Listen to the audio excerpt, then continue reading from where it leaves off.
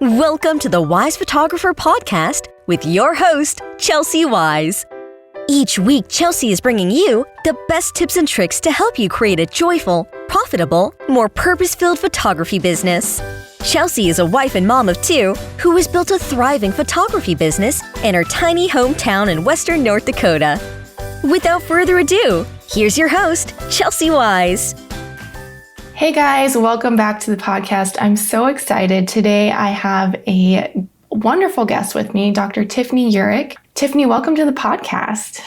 Thank you so much, Chelsy. I'm so excited to be here today. So for anyone who hasn't met you yet, can you kind of introduce yourself, kind of let us know what it is that you do and what your career path has kind of looked like over the years? Sure. And I've had kind of an interesting and unexpected career path. I certainly didn't expect it. But I own a business and we do PR services for companies. But where my heart really is in the education side of that. And so I help entrepreneurs and small business owners create their own public relations strategies so that they can grow their sales, increase their impact, and really begin to build a legacy for themselves and for their families. And so we do that through a variety of ways, whether it's one-on-one coaching or masterminds or courses.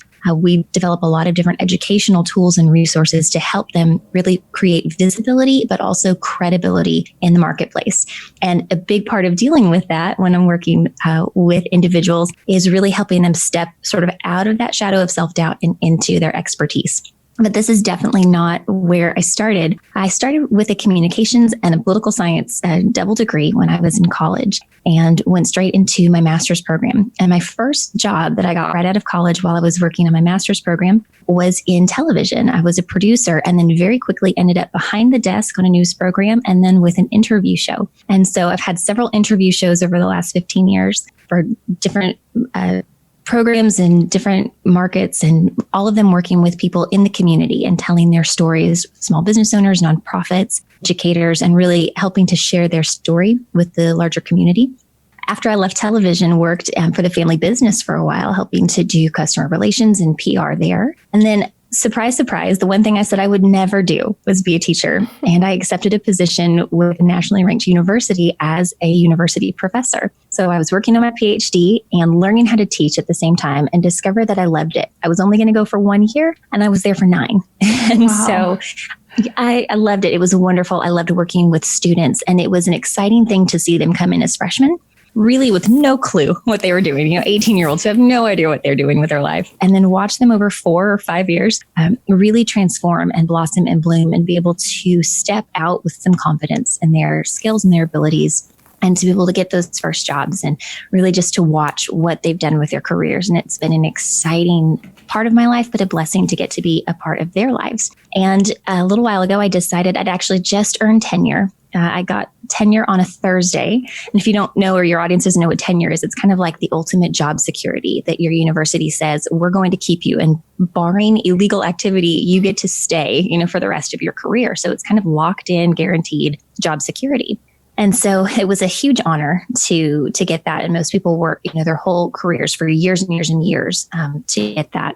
And so I earned it and got the letter on a Thursday, and it was spring break.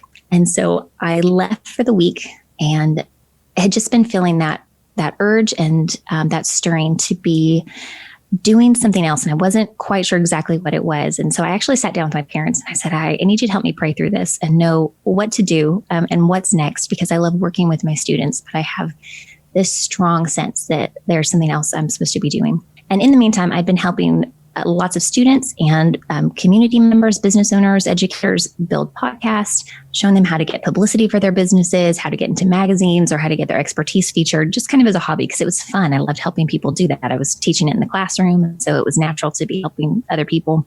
And kind of hit all at once. A friend of mine really wanted to start a business and had for years and years. And she said, I don't know how to break into the industry. I don't know how to get myself seen. And I realized there were a whole bunch of other women out there who wanted desperately to be able to build businesses from home, to be able to be home with their kids and to be able to build profitable businesses. And I went, I can do that. I can help them do that. I can help them have a fighting chance to get those businesses up and running and seen and visible and credible. And so I went back Tuesday, gave my letter of resignation, and no one was more surprised than me because that's not the the usual trajectory of a college professor. And so I started my business, and it's been a tremendous blessing to get to work with people in that way. Oh, I love it so much. It's crazy how much lives and careers can pivot when you just kind of step back and let go and see where it's going to go. I don't think anyone ever anticipates ending up where they're going to be, but usually it's for the best, for sure. So you kind of talked a little bit about kind of stepping out of fear, and, you know, imposter syndrome has kind of been almost a buzzword in the photography industry lately. And I was wondering if you could kind of just explain what exactly imposter syndrome oh man, I can't say this word today. Imposter syndrome is, and kind of how it affects how we show up in business, especially as women who are maybe just starting a business.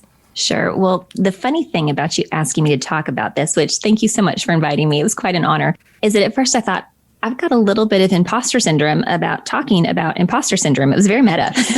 But in truth, I feel like I'm very qualified because this is something I deal with all the time. And it's something that I've seen in my students and in people I work with all the time. And I know that many researchers say that it has a tendency to affect women more often than men, but I do know men that it dramatically affects.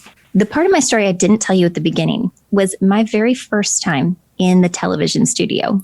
I was sitting there in the television studio going live, and I forgot my own name, and it was on the teleprompter. Oh my goodness.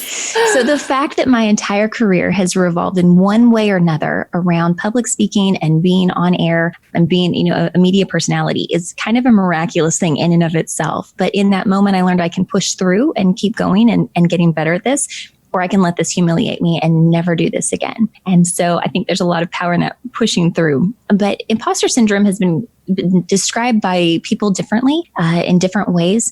I've heard some people describe imposter syndrome as the inability to internalize your accomplishments. So you aren't able to look objectively at what you've done and say, okay, I'm good at that. I've heard it also described as your imbalanced or inaccurate perception of your abilities compared to other people who are doing similar things. I have a mentor who described it to me once, and this really sort of transformed the way I looked at imposter syndrome. She said, imagine that you decide that you want to run a half marathon. And so you train and you train and you train, and you run that half marathon successfully. Then you do a couple of them successfully. And then you decide, okay, now I'm going to run a full marathon. And so you look at where you're at and where you need to be to run that full marathon. And while the skills that got you to the half marathon are going to help you, it's not enough to get to that full marathon. We look at step 1, and then we look at step 10. And we can't imagine how we'll ever be able to do step 10 when we're only equipped with the skills for step 1. And she said that imposter syndrome is the space in between step 1 and step 10, where you can't imagine how you're ever going to learn the skills and the knowledge and get the ability that you need to finish step 10. In truth, she said it's not that hard. If you look at step 1 and then begin to focus on step 2, it makes it so much more manageable. But it's that space in between, wondering how am I going to go from what I can do comfortably to that thing that seems almost impossible to attain over here. And when we focus on so much on the skills that we're going to need at that far end, we miss the fact that it's just using the same skills, the same knowledge that we have, and growing a little bit at a time, one step at a time. And so that imposter syndrome happens in that gap when we're looking too far ahead at what we need to do rather than the next step.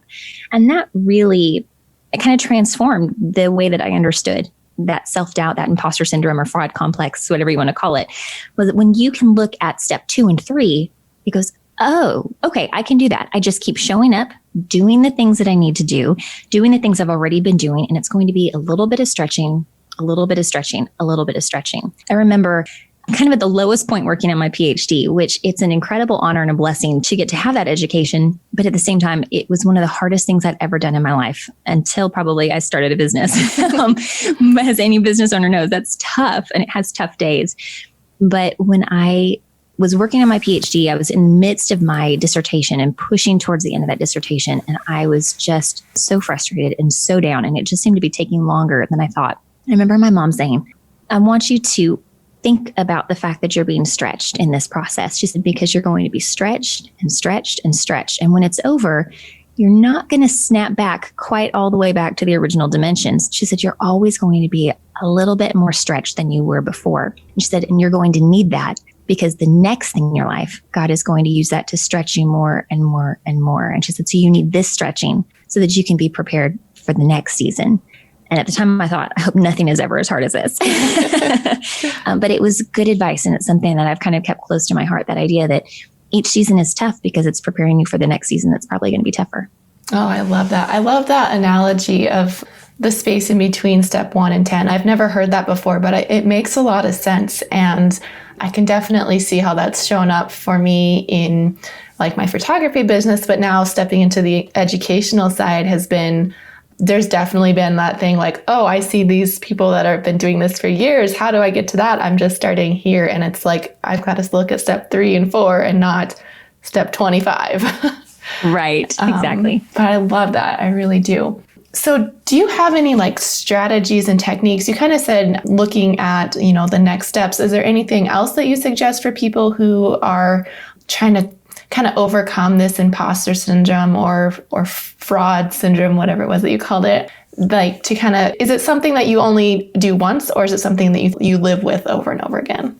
I can absolutely 100% tell you it never goes away entirely. In fact, I think the bigger your goals, the bigger your ambitions, the more you're stepping out, the more you try to do new things or things that haven't been done before, the more likely you are to begin to experience that. So I think, unfortunately, I hate to tell everybody this, but I think the more you grow in your business, probably the more likely you're going to see it pop up. And I think it's important to understand the effect that it can have on your business.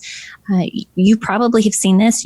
Your listeners have probably experienced this too. But when you're dealing with that imposter syndrome and that self-doubt, if you don't get it under control, if you don't make a habit of kind of reining it in, you can begin to see some detriments to your business. You'll see that you keep waiting for permission. That was the big thing for me. I'd spent a lot of my career in the university setting, and so waiting for grades, waiting for that approval for the next step. And I was at the Illume conference actually, and was talking to Katie Selvage and Kat Schmoyer.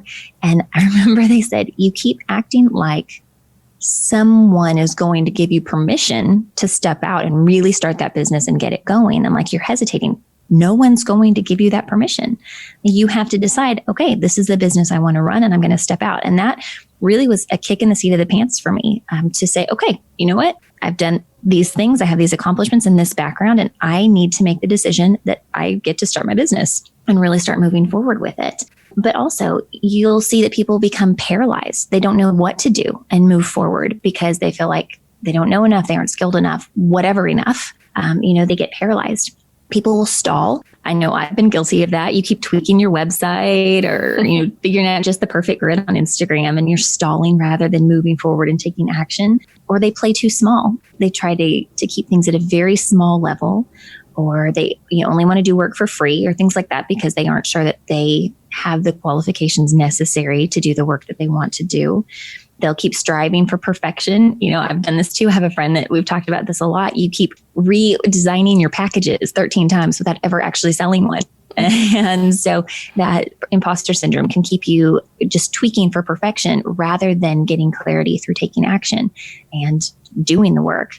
And whatever it is, the result is that your business suffers and you just really struggle to get things off the ground, and your business may never really get off the ground. So I actually have a list of 13 things that I would love to share with your audience, some strategies for dealing with imposter syndrome.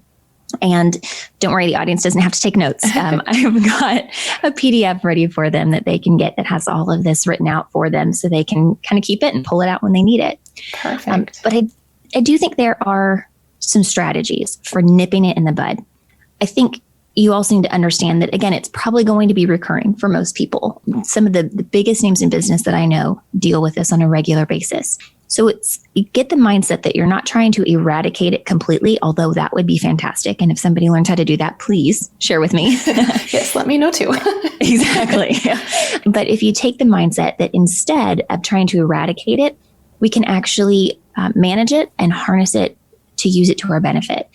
When I would teach public speaking, that was one of the things I told my students. When you get nervous, don't try to eradicate the nervousness, get rid of it entirely. Instead, learn how to manage it so that it's at a manageable level, and then harness it so it creates some dynamic, charismatic energy in your speech rather than derailing you from it. And so I think imposter syndrome can be treated the same way.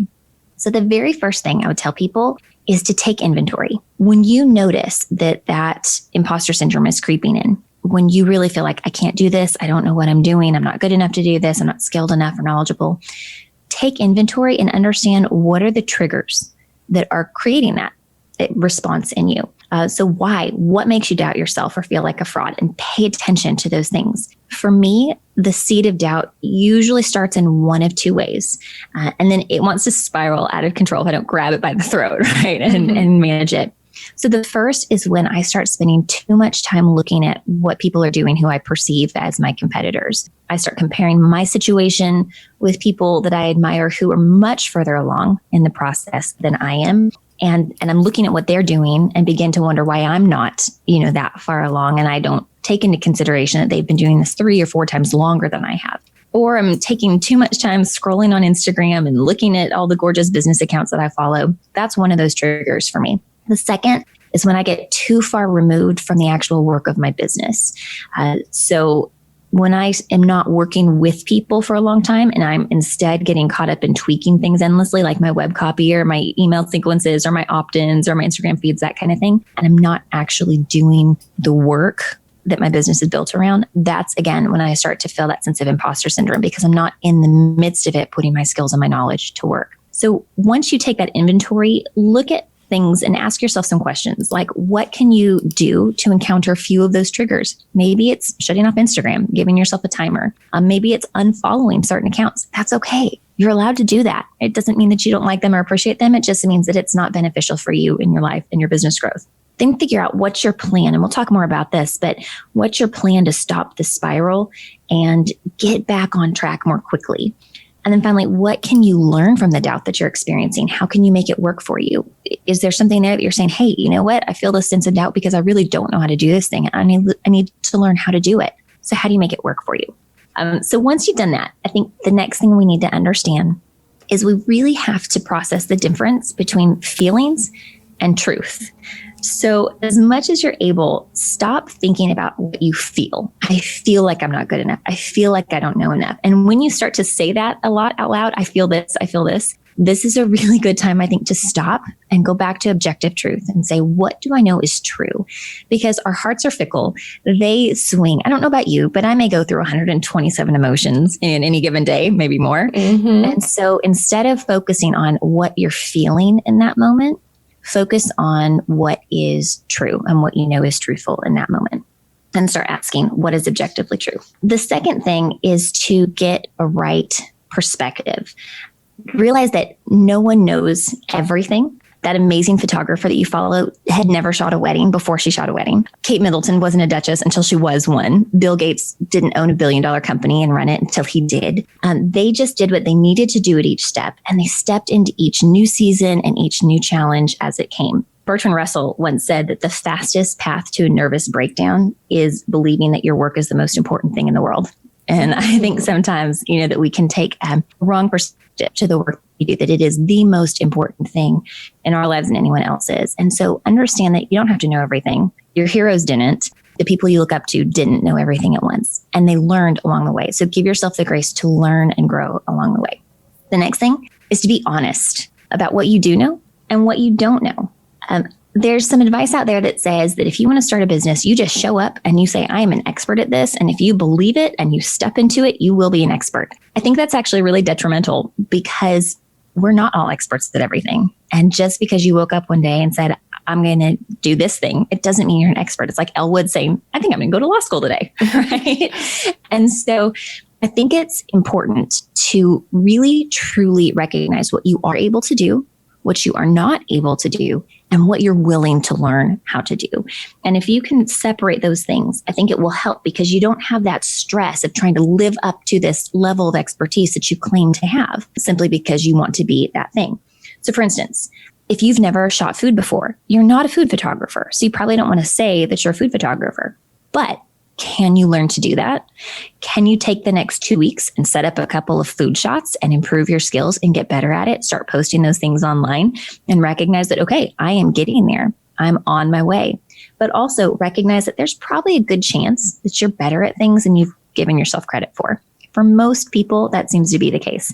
They are a lot better at some things than they give themselves credit for. So be honest about those skills and be honest with yourself about what you can and you're willing to learn to do. I think that photographers sometimes have more of an advantage because you've got beautiful images to prove your skill and your ability. You have a tangible product there. When you're a business coach or a PR coach or something like that, it's harder to say, yeah, I'm brilliant at this. I'm so great at this. But when you've got great photos and images, it's proof in and of itself. So really embrace the fact that you have proof of your skill and you can put that out there for people to admire and to appreciate. I have to stop you for just a second because I've got a little thing that I keep here. So after all of my weddings, I go through and I pull like my favorite images and keep them in a little gallery for like my best of my best.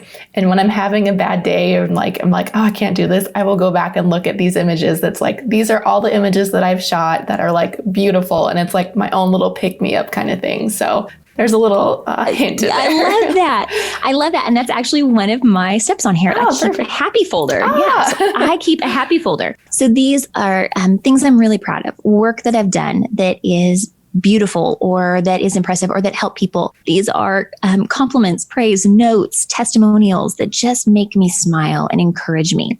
And I keep a folder of those and I keep it close by. In fact, I've got a letter from one of my students that I taught him all the way through his college years. And when I left the university, he wrote me the most kind, the sweetest letter. And I keep it in a sheet protector right in the top drawer of my desk. And when I start to struggle, I pull that out and I read it. And not only is it a sweet letter about how much I had an impact on his life, but it was also words of encouragement from scripture that said, hey, the Lord is working in your life. He's doing this. You're following the Lord. And so continue to be obedient to the calling God has put on your heart, and he will continue to go before you. And so that is just a tremendous blessing to me. So I keep that letter right at the top of my desk drawer and I pull it out on pretty much a weekly basis. Oh, I love that. So I love that idea that you keep your pictures that make you really, really happy. I think that is just an incredible thing. I also tell you, be teachable. Acknowledge that there's more that you can learn and be willing to learn from people, but also acknowledge what you have learned. And here's the thing. A lot of times if someone is self-taught, and I see this a lot with photographers, if they are self-taught, they think that there's something there that is less than or makes them less qualified than someone that has been trained formally in photography or in whatever the skill set is. And I think that it's important for us to begin to realize that being self-taught is no less valid. Think about history. Think about the great people who have made a tremendous difference in the world. How many of them had college degrees? How many of them had gone to formal schooling? Many of them were schooled at home and just learned by doing. And I think that it's so valuable to understand that when you're self-taught, you've learned the hard way. So you understand what works and what doesn't work. And you may very well have a deeper understanding than someone who's just been told, hey, this doesn't work, don't do this. So it's not anything less than a formal, education would be. So being self-taught is absolutely just as valid as any other kind of education. So be teachable, but acknowledge what you've learned. Next, I'll tell you, make a plan, not just a goal, but a plan for how you're going to improve in certain areas. So if you realize that you do have an area that you need to expand your skills in, or you really want to get better at something, create a plan for how you're going to learn and how you're going to get there. I have a PhD in communications. I've taught the people who are professionals in this industry for a decade. I'm still going back and I get as much education as I can. I have a mentor that I'm learning from right now who's been in this field for longer than I have because I constantly want to be growing. So I encourage you to cultivate that lifelong learner mentality and know that there's always something more that you can be learning. So here's a big one. At least this is the big one for me. Stop absorbing information. Just stop bringing it in indiscriminately. This doesn't mean that you stop learning or bringing in info entirely. It just means that you're very discerning about where you're bringing in that information consumption from. So limit what you're taking in. Pick 2 mentors that you really respect and learn from them, and don't keep looking at, all the other different shiny things and all the other different new people who are hitting the scene. Pick a couple people, spend some time just learning specifically from them, deep dive into their resources. Get off Instagram for a while. That's probably just good life advice for everybody in any situation or circumstance of life. Just get off Instagram for a while. Stop reading every email newsletter that comes in. You can quiet those and silence those for a while. Definitely stop looking at the people that you perceive as your competition. There was one business owner who is incredible at what she does. And when I first started my business, I perceived her as my competition. I've since realized she's not. We have totally different services, totally different clientele. But it really was hard for me because every time I saw what she was doing, it was hard for me to celebrate it because I should be doing that. I should have those clients. And when I realized that I could learn from her rather than perceive her as my competition, I have learned so much. I can celebrate her victories and enjoy learning from her. And I can stop comparing myself to her. But it's okay for a while to sort of step away and stop looking at what other people are doing. Put blinders on, put your head down, and do the work that you can do that you're called to do.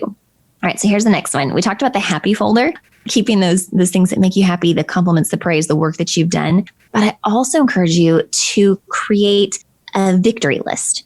So look at your whole history, not just what you've done with your business, but with school, with former jobs, with life experiences, with parenting, whatever it is, and create a list of those big and small victories, things that you've done, times that you've been stretched and you came out on top and you worked hard and you did it well.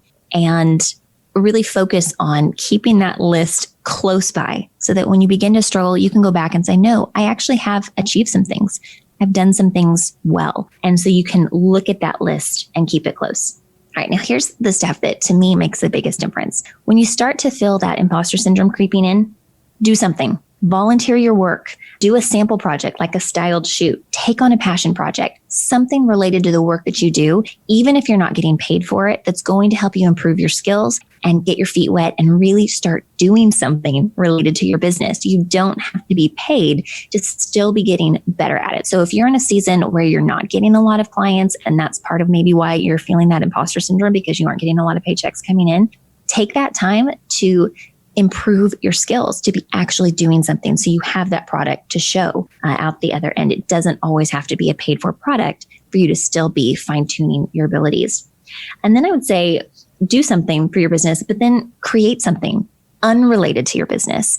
Try a new hobby, pick up an old hobby, try something completely new, plant a garden, get your hands dirty, whatever it is, do something unrelated to your business. And you will find that, at least I find, that if I'm out there working in my garden or planting or getting my hands dirty or working, with something totally different, knitting socks, whatever it might be, working with my nephews and my nieces, that helps me get my mindset sort of reset and out of that constant loop of constantly thinking about that imposter syndrome in my business.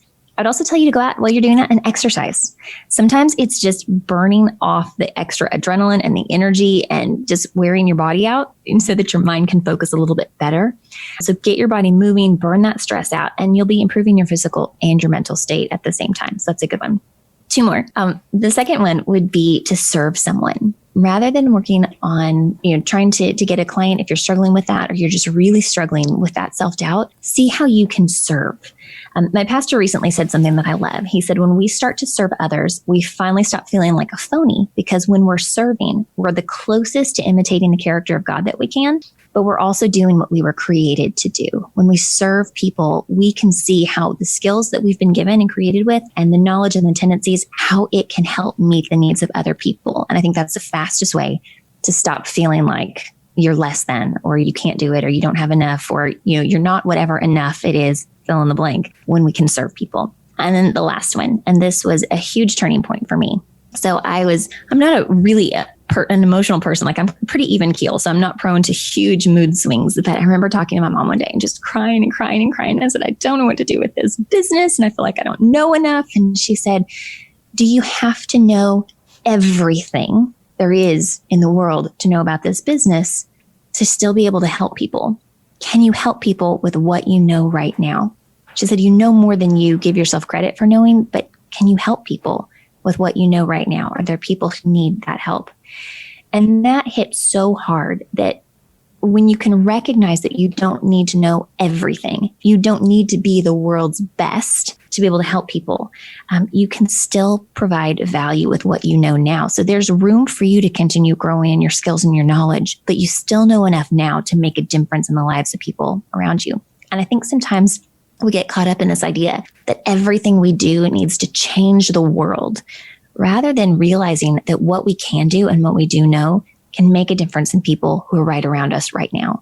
And I think when we can really internalize that and capture that, it will make a tremendous difference in the way that we feel about running our businesses and our ability to do that.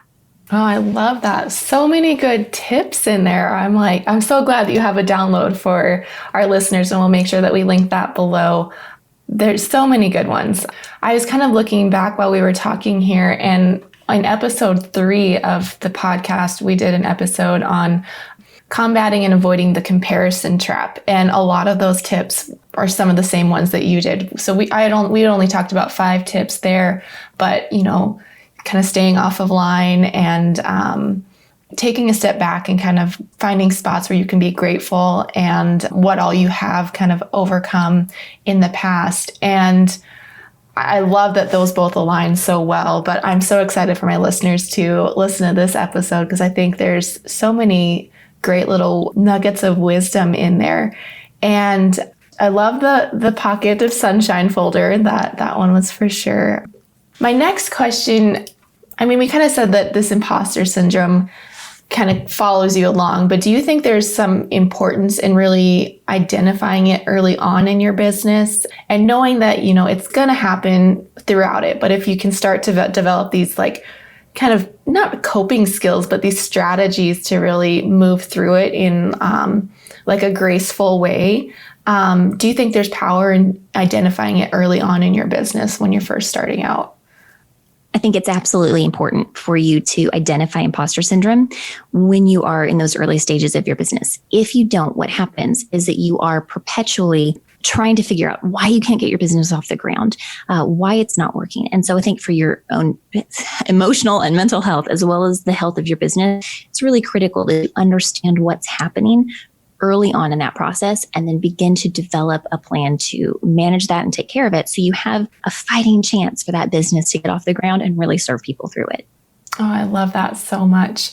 Do you have any other, wisdom or tips that you'd love to kind of share with our audience this episode? I think we might have to invite you back because I was kind of reading through your blog the other day while we were kind of preparing for this. You're such a wealth of knowledge, and I would love to have you back on the podcast for some other topics later on. But is there anything else that you'd love to share with us for this episode? Well, thank you so much. And anytime I love talking with you. So anytime I can be of service.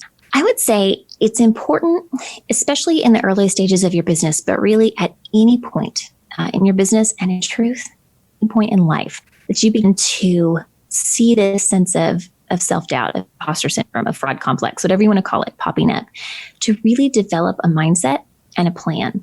So I think it's important for us to get into the right mindset. Now, you've heard me talk about this throughout this episode, but I'm going to tell you something that really is fundamental and foundational in my life and the way that I deal with this. And that's that I'm a follower of Christ. And so I know that I am created with purpose, that there is a plan and there is a purpose for my life. And so when I start to struggle with self-doubt, for me, I know the first place I need to go is into the Bible. It gets me recentered on my purpose and on my priorities, and it really has a way of powerfully shifting my perspective. Ruth Chou Simons, who owns Grace Laced, she's an artist and just an incredibly talented artist, wrote a book called Beholding and Becoming. And she wrote this, and she said, if your hope is in Jesus, the Savior, failures and inconsistencies do not define you before a holy God, but drive you to gratefulness for his saving grace that doesn't leave you there. And this is what I love. She said, God allows us to feel the weight of our shortcomings so that we can behold the abundance of his grace. And that was so powerful to me to read, when allowed to feel like we come up short so that we can turn to Christ and see his grace there. When I was struggling with this issue of imposter syndrome, my dad told me a story. And I love this story. He said there was a man, and this is a real story, who bought a claim to a gold mine during the gold rush. He went out and got some gold out of it. So he invested a whole lot of money to start digging in. He kept digging. They'd exhausted the gold. And so they kept going, just couldn't find any more gold. So finally, in frustration, he gave up, said there's no more gold here, sold the claim and the mine for pennies on the dollar and left. And he went back east. Well, the man who purchased that gold mine, went in and started digging and realized that at some point in the past, an earthquake or something had shifted the topography there. And so he did some calculations and decided to shift where they were digging about 3 feet in a different direction. And when they dug 3 feet in the other direction, they hit the mother lode and the main vein that went through the mountain. And he became, in today's dollars, a billionaire pretty much overnight. When the man who had first owned the gold mine heard the story, he was sick over it. And he said from then on, anytime that he dealt with difficulty in business or he came up against a wall, he just reminded himself, 3 more feet, 3 more feet. And so there are times when I'm struggling, I'm up against a wall in my business, or I think I'm struggling with this imposter syndrome. I don't know if I can do this. That has kind of become a mantra for me. 3 more feet. Can you go 3 more feet? Can you push through just a little bit further until that breakthrough? And I've seen that a couple of times in my business, that just those 3 more feet made the difference in what I was doing. And so creating that mindset, I think, is important. Know that running a business is hard. It's so much harder than anybody expects, I think, when they go into it, and take time to develop a plan to deal with it. So first, ask yourself, how are you going to limit the influences that really exacerbate that self-doubt? What makes it worse, and how can you limit those influences if possible? That doesn't mean that we become hermits, we lock ourselves up entirely, and we don't see what's going on in the world. But there are some unnecessary influences that are probably coming into your life right now that you can get rid of, at least for time being, to sort of get that under control. Then what are you going to do when self-doubt pops up? What are you going to create or do that helps you improve your skills? What are you going to learn that's going to make you a better business owner? Can you go do something? Can you go make something? One of the things I tell, people I work with, can you go pitch a great story to a blog or a podcast? Because those conversations really help you realize your knowledge and your skills in a new way. You will realize that you know more than you realize that you did, or that you thought that you did, when you have those kinds of conversations. What can you do that's going to move you closer towards the professional that you want to be? And so create that plan. And then finally ask yourself, how is it going to work for you? Like I said, how do you turn that nervousness into excitement? How do you turn self-doubt into something that makes you better at what you do? How can you use that to drive you to become a more skillful, more savvy professional, and really use it and manage it to your advantage rather than letting it paralyze you in your business? Oh, I love that. So many. I feel like I say that a lot. I love that, but I really do. Well, I'm so glad. I think as new photographers, we do get kind of caught up in that comparison thing. And mindset isn't something that I think is talked about or taught even in school, in business school or college at all, or high school. But it's something that is so important to kind of identify where you're at right now, where it is that you want to go, and, writing out the plan on how to get there, not just looking straight ahead, but, those little steps on how to get there. And I really appreciate you coming on the podcast today to chat a little bit about all of those little steps and really giving courage to our listeners to, you don't have to know it all right off the bat. You just have to, one step at a time, 3 more feet, and then, you'll get it to that goal.